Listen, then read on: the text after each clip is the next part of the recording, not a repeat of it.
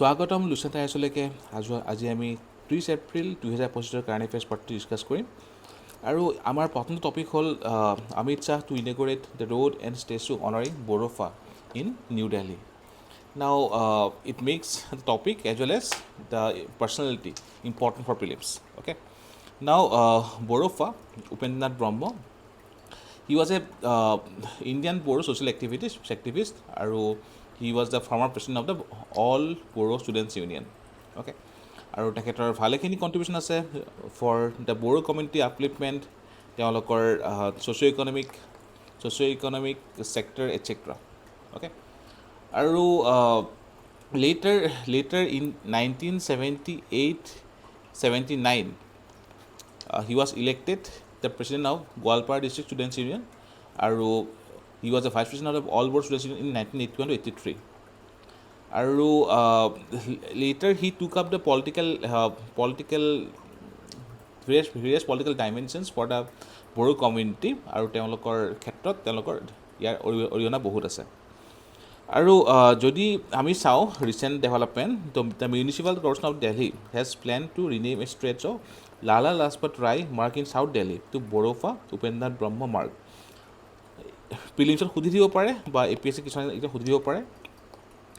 Then he is known as the modern architect of the Bodo community. He is called Bodofa, means father or guardian of all Bodos. Okay, আৰু এইখিনিয়ে important হয়।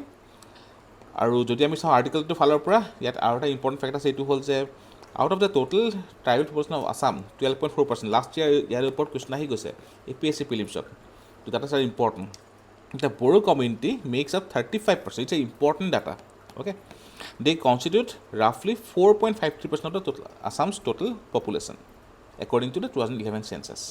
Okay, so prelims kan data important hoy. The next topic is Subansiri Lower Hydroelectric Project. Okay, so it is one of the India's largest hydro project located along the Assam-Arunachal Pradesh border on the Subansiri River. Now yare okonman background পঢ়ি লওঁ যে সুবানচিৰি river যিটো project, okay, তাতে initially protest বহুত হৈছিলে because it is located near the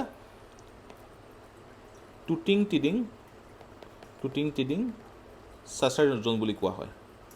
চাচাৰ জোন মানে কি হয়, দ'জ জোন যিয়ে য'ত অকণমান ক'ব গ'লে it's a kind of knot, okay, connecting the two sideway zones. Okay, তো সুবানচিৰিৰ যদি আমি নামটো চাওঁ in Tibet it is known as a Chayalchu, Subansiri. আৰু it's a trans Himalayan river, very important for prelims. Okay, it's a trans Himalayan river, আৰু আকৌ ক'লোঁ নামটো হ'ল চায়ালচু, CHAYAL, চায়ালচু। প্ৰিলিমছৰ কাৰণে ইট ইজ ইম্পৰ্টেণ্ট, চ'ৰ্চ কি হয়। অ'কে, আৰু যদি আমি ইয়াৰ নামটোৰ ইটাইমলৈ ডিৰাইভ কৰিবলৈ চাওঁ তেনেহ'লে it means gold. Okay, Subansiri. Okay, আৰু originally the name apply to the river only after confluence of Chayalchu আৰু Charichu rivers in Gelensiniak. Okay, তো এইখিনি বস্তু আমাৰ ইম্পৰ্টেণ্ট প্ৰিলিমছৰ কাৰণে। আৰু ইয়াতে আমাৰ চ'ৰ্চ কি হয় এটচেট্ৰা, দ'জ আৰ ইম্পৰ্টেণ্ট। আৰু যদি আমি চাওঁ বেলেগ লেংগুৱেজত, in the Mising language the river is known as Abanori. Okay, তো Abanori is again important for prelims. The name of the district is Sanskrit Subansiri and its roots in the indigenous Tani language. Okay, Tani language. তো ইয়াতে আমি গম পালোঁ বহুতখিনি Chayalchu etcetera, source etcetera. Now the protest কি হৈছিলে, it is located near the Tuting Charchar zone, আমাৰ seismic activity জোন হয়। তো এতিয়া কি হ'ল, নাও ইটছ 2000 মেগাৱাট কেপাচিটি। এখন কমিটি গঠন কৰি দিয়া হৈছিলে, IIT গুৱাহাটী আছিলে এটচেট্ৰা। আৰু তেওঁলোকে যিখিনি কৈছে যে মিনিমাম বা মেক্সিমাম যিখিনি আমাৰ ৰিকুৱাৰমেণ্ট হয় ছেফটি পাৰ্পাছৰ কাৰণে সেইখিনি ইনষ্টল থাকিব লাগিব। সুবানচিৰি আমাৰ কাৰণে কিয় ইম্পৰ্টেণ্ট হয়, আমি জানো যে অসমত already power production is very less compared to its consumption, around 300 megawatt of production against nearly 2900 consumption. Okay, so it will bring in the energy security. The location is strategic situated in the northeast, strengthening the region's energy infrastructure. It's sustainable development, reducing carbon emissions, and boost to the local economy. Our measures taken for implementation at a whole technical and environmental revision, and especially expert panels evaluated the dam design and implemented robust safety measures. Stakeholders consultations were done with various local groups. Regulatory approvals, Central Water Commission and Forest Advisory Committee provided critical clearances. Now update. Subansiri Lower Hydro Project, India's soon-to-be largest hydro project with capacity of 2000 megawatt, is nearing major milestone. Aru totaling 3 into 250 megawatt are scheduled for commissioning by May 2024. হৈ গৈছে আৰু total 7টা এনেকুৱা থাকিব to be completed by March 2026. Okay, so that mains prelims interview তিনিটা কাৰণে সমানে important. Next is the embankment issue over the India-Bangladesh tie. So recent construction embankments of Bangladesh along rivers shared with India, particularly near the Muhuri River at Tripura. So Muhuri is important for prelims. Has reignited the cross-border tensions, with transboundary rivers being a sensitive issue. Such unilateral actions have environmental, humanitarian, or diplomatic consequences. Okay. Challenges কি হ'ব পাৰে ইয়াৰ পৰা? Diplomatic strain, already আমাৰ strain আছেই. Flood risk, embankment has altered the natural flood dynamics, ecological and livelihood impact of the region, আৰু internal displacements. তো যদি আমি এইখিনি জেগাত চাওঁ, ত্ৰিপুৰা আৰু বাংলাদেশৰ বৰ্ডাৰ মাজত এটা ইম্পৰ্টেণ্ট হ'ল the Feni river. This is the little Feni and this is the Feni river. Okay, it is the Feni district. তো ফেনী ৰিভাৰত এইবছৰ এখন ব্ৰিজ বনোৱা হৈছে, নামটো আছিলে মৈত্ৰী ব্ৰিজ, ৰাইট? তো it is also' important, Feni river Maitri bridge. Now তাৰে ওচৰত this is the Mukhuri river. Okay, so' Mukhuri river important, Feni river important, little Feni important. Okay, next is changes in monsoon effect marine productivity in Bay of Bengal. তো যদি আমি ইয়াত চাওঁ এবাৰ যে ecosystem productivity কি হয়. So EP Orton has identified 3 levels of productivity at world scale, such as the regions of high ecological productivity represented by shallow water areas, moist forest, alluvial plains, and regions of intensive farming. Next to whole, the regions of low ecological activity represented by Arctic snow-covered wastelands, deserts, deep ocean areas, and regions of intermediate productivity like grasslands, shallow lakes, farmland, etc. Okay, and যদি আমি চাওঁ যে in the terrestrial land ecosystem, highest productivity কাৰ হয়? swamps, marshes, tropical rainforest. These are the most productive. প্ৰিলিমছত সুধিছে 2019 সুধিছে UPSC. Okay, then temperate forest, taiga, savanna, agricultural land, woodland, shrub, temperate grassland, tundra, desert scrub, extreme desert, etc. Whereas in the aquatic systems, then estuaries most productive, lakes and streams, then continental shelf or open ocean. So these are very, very important. Okay, now the news is the monsoon rainfall directly affects the productivity. কেনেকৈ? Because monsoon fresh water feed কৰে towards the Bay of Bengal. Okay, it alters the salinity or circulation. When too much fresh water spills out of this area, it prevents nutrient mixing. Conversely, weak monsoon reduce wind-driven mixing, so starving surface water nutrients. So despite covering less than 1% of the world's ocean area, the Bay of Bengal provides nearly 8% of global fishery production. It is very important data. Importance of Bay of Bengal. Its nutrient-rich coastal waters are vital to the densely populated communities along with the shore. So, কেনেকৈ impact কৰে? আমাৰ বহুত হাই হ'লেও বেয়া, বহুত ল' হ'লেও বেয়া. অ'কে, তো চেঞ্জেছ ভেৰি হাই, ভেৰি ল', both are bad. So, প্ৰিলিমছৰ কাৰণে ইম্পৰ্টেণ্ট, মেইনছৰ কাৰণে important. Next is the Green Municipal Bonds. Ghaziabad Nagar Nigam pioneers sustainable water management through India's first certified Green Municipal Bond. Very, very important for UPSC Pre upcoming and APSC Pre. So Ghaziabad Corporation in UP has become the first in India to issue certified Green Municipal Bond under the Swachh Bharat Mission Urban to promote sustainable water management. Okay, now green bonds hoy ki baru? So green bonds hoy debt instruments. Okay, financial markets used to raise funds for green projects, particularly in areas such as renewable energy, clean transportation, sustainable water management, etc. Bond মানে কি হয়? Bond is a fixed income instrument, represents a loan made by an investor to a borrower. Okay, ইয়াতে আৰু এটা similar term আছে, এইটো হ'ল debenture. ডিবেঞ্চাৰবিলাক কি হয়? These are unsecured debenture. So debenture important ইকনমিক্সৰ কাৰণে বণ্ড এণ্ড ডিবেঞ্চাৰ দুইটা. Traditional bonds pay fixed interest rate, আৰু green bonds enhance the reputation of the issuer as it helps demonstrate the commitment for sustainable development. না green municipal bond কি হয় বাৰু municipal bonds refer to non-convertible debt securities. Very important, non-convertible debt securities issued by municipal body or any entity that is established for such purposes and entrusted function under Article 243W of the Constitution. Green bonds are used to raise funds for specifically for climate mitigation. Okay. Now, sovereign green bonds ki hoy? Sovereign green bonds are debt instruments issued by national government. Sovereign. To fund projects that have positive environmental benefits. The proceeds from these bonds are exclusively allocated to the green initiatives, which can include renewable energy, sustainable agriculture, etc. Sovereign green bonds in India. The Union Budget 2022-23 announced the issue of sovereign green bonds. The framework was issued later. Our framework ki ase? The government's framework is based on international capital market associations listed principles for issuing green bonds. Just চাৰিটা component আছে. Okay. So important ICMA, so use of proceeds, project evaluation and selection, management process and reporting. Our government said that the projects, the bonds proceeds will be used for encouraging energy efficiency, reducing carbon emissions, greenhouse gases, promote climate resilience and adaptation, improve natural ecosystem and biodiversity. So green municipal bonds important for mains, prelims, everything. Next, implementation of the fishery rules in Assam. Status: Assam is rich in fishery resources, wetlands, rivers, bills, ponds, tanks, and reservoirs. Annual production around 4.92 lakh metric tons. Consumption, ঠিক আছে, but আমি বাহিৰৰ import কৰি আছো. Regulatory framework governed by Assam Fishery Rule 1953, আৰু it has restriction on net size, use of seine nets, small mesh nets, fishing bans during breeding seasons, prohibition capture certain species during spawning season, etc. So fishery rules important, আৰু WTO fishery আমি আগতেও কৰিছোঁ, সেইটো WTO fishery is very important for prelims. এবাৰ চাই ল'ব. Next, Indian waterways development council, এইবছৰ মিটিংখন হৈ গৈছিলে কাজিৰঙাত এইবছৰ জানুৱাৰীত, আৰু তাতে 1400 crore covering 21 states were announced along with the launch of central database. Database নাম কি?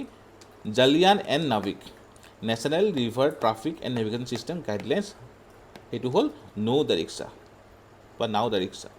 Okay, so ইয়াৰ ইম্পৰ্টেঞ্চ কি?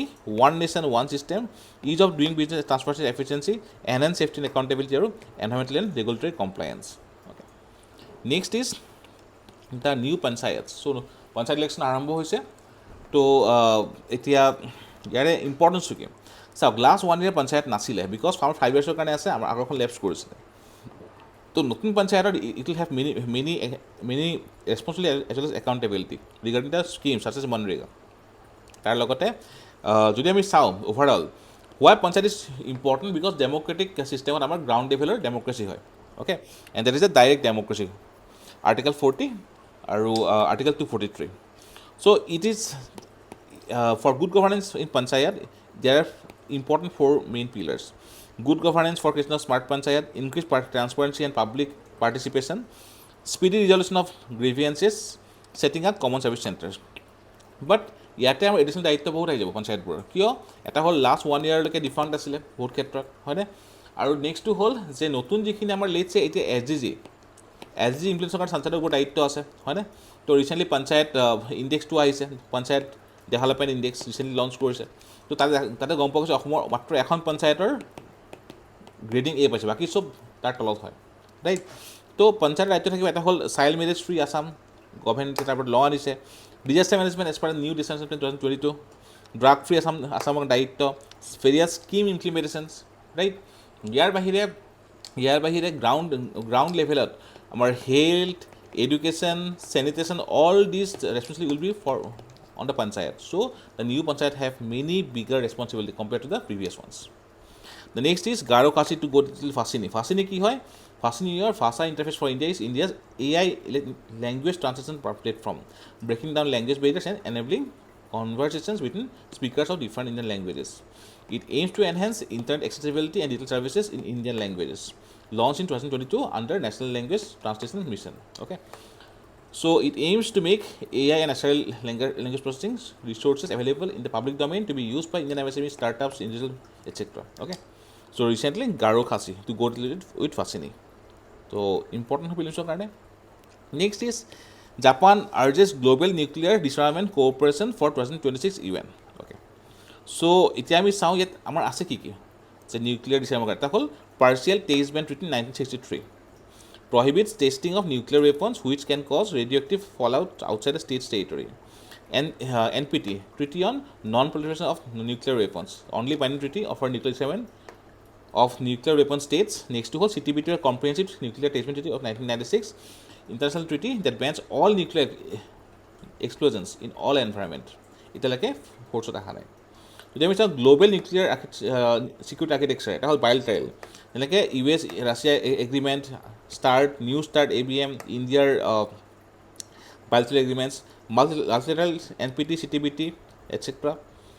তাৰপিছত কমাৰ্চিয়েলত NSG, MTCR, Australia group, west India group, zone of পিছৰ পিলদানন্দা, এথাল চিনুইজ, টেটলগ, এটচেট্ৰা। অ'কে, তো এইখিনি হ'ল আমাৰ ইম্পৰ্টেঞ্চ। আৰু 2024 কি হৈছিলে, pact for future 2024 reaffirms the goal of total nuclear disarmament. All these are important for prelims perspective upcoming. Navy's 26 new rifles, আমি অলৰেডি এইখিনি বস্তু পঢ়িছোঁ যোৱাকালি। অ'কে, তো why it is important? So naval aviation, what is naval aviation? It is the use of military air power by navies involving aircraft that operate from warships such as aircraft carrier, other aircraft or helicopter carrying surface combatant, etc. Includes specialized naval aircraft designed to meet the unique demand of carrier operation and small decks. Since 1960, India has operated 4 carriers: INS Vikrant, INS Virat, INS Vikramaditya, and the INS Vikrant was constructed in 2022. Okay. তো এইখিনি হ'ল। ইয়াৰ বাহিৰে যদি আমি চাওঁ, versatile omni-role fighting machines, omni-role capable, মানে কি, the Rafale can carry out a gamut of combat aviation missions: air superiority and air defense, close air support and in-depth strikes, reconnaissance and anti-ship strikes, and nuclear deterrence. Reinforced undercarriage, কি হয়, all Rafale variants share a common airframe and common mission system, with the differences between naval and land versions limited mainly to undercarriage and arresting hook, মানে landing-or. Multi-sensor data fusion, have unique ability to fuse and process data provided by all onboard and offboard sensors. Okay, at the center of this lies new modular data processing unit. তো প্ৰিলিমছৰ কাৰণে important হয়।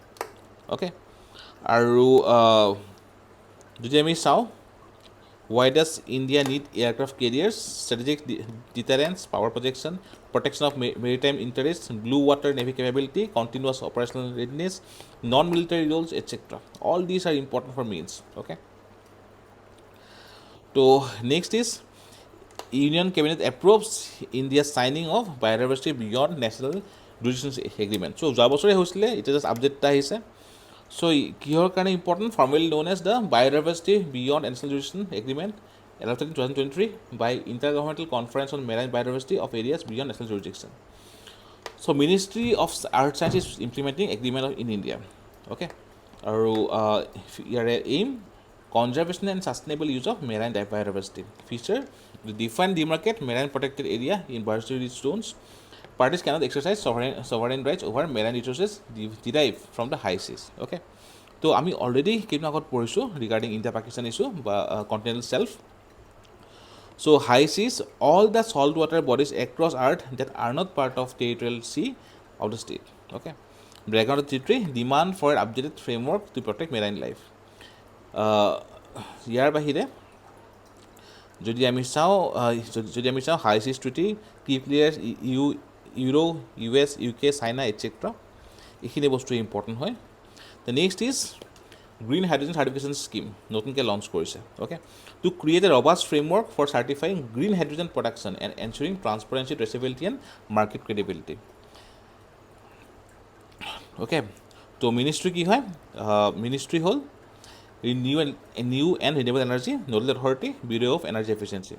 Service details, certification scope, shall operate at the project level of green hydrogen production, encompassing all stages up to compression and purification. Process such as transport and storage of hydrogen outside plant boundaries, conversion into hydrogen carriers, reconversion, etc. Two types of certificates may be issued. The whole concept certificate, voluntary or facility level certificate. That is mandatory. These two are important for prelims. Okay. So green certification is conditional on meeting the average emission intensity requirement. Okay, 2 kg CO2 equivalent or less. So এইখিনি আমাৰ important. Next is prime minister Mark Carney Canada election US put India back on IPR watch list তো special 301 report আমি আগতেও বহুতে পঢ়িছোঁ এতিয়ালৈকে অহা নাই নেক্সটটো হ'ল Rongjali Bisagu celebrated with Bhutanese guest okay তো এইখিনি হ'ল আমাৰ প্ৰিলিমছৰ কাৰণে ইম্পৰ্টেণ্ট এইখিনি আছিলে 30 এপ্ৰিল কাৰেণ্ট এফেয়াৰ্ছ আমি আকৌ মে' কাৰেণ্ট এফেয়াৰ্ছখিনি লৈ আজি আকৌ আহিম ধন্যবাদ